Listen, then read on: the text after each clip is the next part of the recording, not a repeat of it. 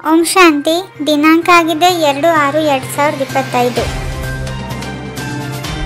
ನೆನಪಿನಲ್ಲಿರುತ್ತೀರೆಂದರೆ ದೂರದಲ್ಲಿದ್ದರೂ ಜೊತೆಯಲ್ಲಿರುತ್ತೀರಿ. ನೆನಪಿನಿಂದ ಜೊತೆಯ ಅನುಭವವೂ ಆಗುತ್ತದೆ ಮತ್ತು ವಿಕರ್ಮಗಳು ವಿನಾಶವಾಗುತ್ತವೆ.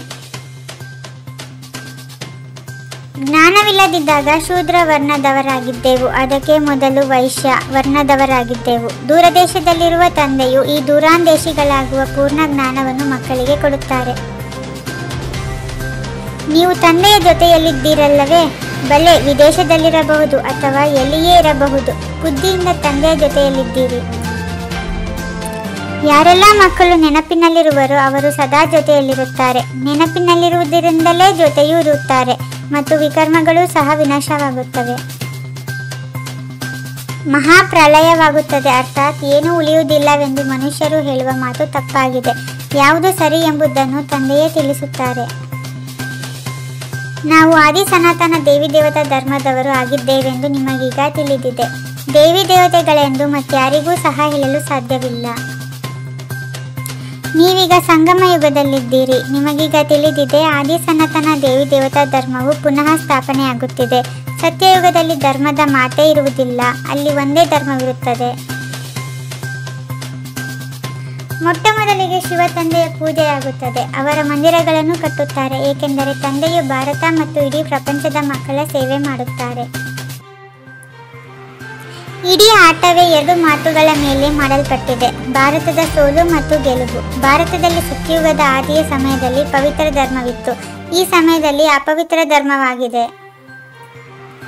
ತಂದೆಯು ತಿಳಿಸುತ್ತಾರೆ, ಮಕ್ಕಳೇ, ಒಬ್ಬ ತಂದೆಯನ್ನು ನೆನಪು ಮಾಡುತ್ತಾ ಇರಿ. ಇದೇ ವಶೀಕರಣ ಮಂತ್ರವಾಗಿದೆ. ನೀವು ರಾವಣನ ಮೇಲೆ ಜಯಗಳಿಸಿ ಜಗಜ್ಜೀತರಾಗುತ್ತೀರಿ. ಈ ಶರೀರವಂತೂ ಪಂಚತತ್ವಗಳಿಂದ ಆಗುತ್ತದೆ, ಆದರೆ ಆತ್ಮವು ಅವಿನಾಶಿಯಾಗಿದೆ. ಅವಿನಾಶಿ ಆತ್ಮಗಳಿಗೆ ಈಗ ಅವಿನಾಶಿ ತಂದೆಯು ಸಂಗಮ ಯುಗದಲ್ಲಿ ಓದಿಸುತ್ತಾರೆ. ನೀವೇ ಮೊಟ್ಟ ಮೊದಲು ಭಕ್ತಿ ಮಾಡಿದ್ದೀರಿ. ಅವಶ್ಯವಾಗಿ ಯಾರು ಮೊಟ್ಟ ಮೊದಲು ಭಕ್ತಿ ಮಾಡಿರುವರೋ ಅವರೇ ಶಿವನ ಮಂದಿರವನ್ನು ಕಟ್ಟಿಸಿದರು, ಏಕೆಂದರೆ ಅವರೇ ಧನವಂತರಾಗಿರುತ್ತಾರೆ. ಪತಿತರಿಂದ ಪಾವನರನ್ನಾಗಿ ಮಾಡಿ ಎಂದು ಎಲ್ಲರೂ ಹೇಳುತ್ತಾರೆ. ಸತ್ಯಯುಗಕ್ಕೆ ಪಾವನ ಪ್ರಪಂಚವೆಂದು ಕರೆಯಲಾಗುತ್ತದೆ. ಇದಕ್ಕೆ ಪತಿತ ಪ್ರಪಂಚವೆಂದು ಹೇಳುತ್ತಾರೆ. ಹೊಟ್ಟೆಯಿಂದ ಒನಕೆಯು ಬಂದಿತ್ತು, ಇದಾಯಿತು ಅದಾಯಿತು ಎಂದು ನೀವು ಕೇವಲ ಮೊದಲು ಓದುತ್ತಿದ್ದೀರಿ. ಆದರೆ ಈಗ ಪಾಂಡವರು ಯಾರು, ಕೌರವರು ಯಾರು ಎಂಬುದೆಲ್ಲವೂ ನಿಮಗೆ ಅರ್ಥವಾಗಿದೆ.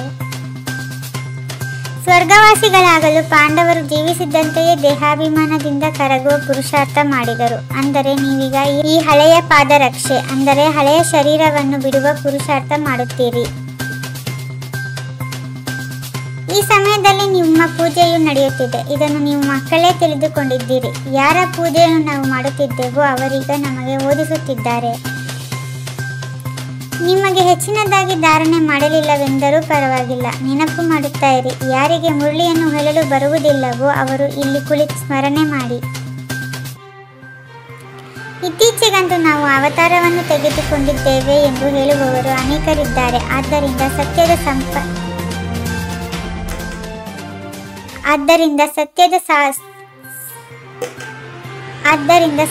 ಸ್ಥಾಪನೆಯಲ್ಲಿ ಬಹಳಷ್ಟು ವಿಘ್ನಗಳು ಬರುತ್ತವೆ.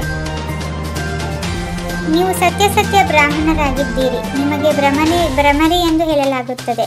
ನೀವು ಕೀಟಗಳನ್ನು ತಮ್ಮ ಸಮಾನ ಬ್ರಾಹ್ಮಣರನ್ನಾಗಿ ಮಾಡುತ್ತೀರಿ.